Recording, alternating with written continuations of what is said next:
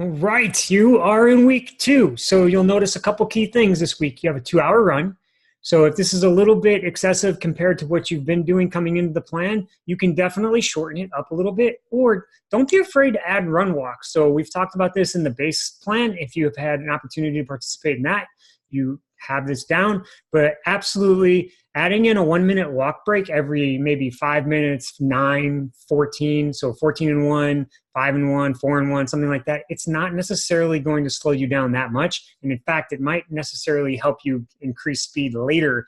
In fact, I had some mentors tell me it's not about necessarily going faster at the beginning. It's about not slowing down later. And if you're planning on walking in your race, you definitely want to practice some walking because you do use 65% different muscles when you walk than when you run.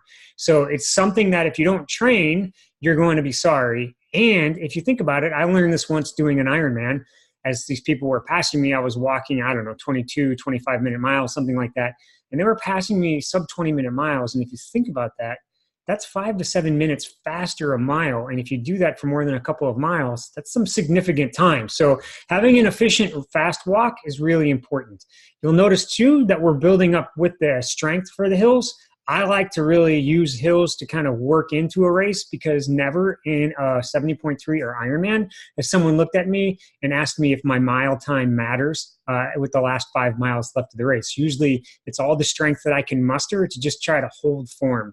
The other thing that I'll say too is if you want to extend your long rides or any of your rides, that's fine. I let my athletes have, I don't want to say free reign, but I definitely let them add aerobic riding as long as it doesn't impact the other workouts, and just keep it zone 1, 2.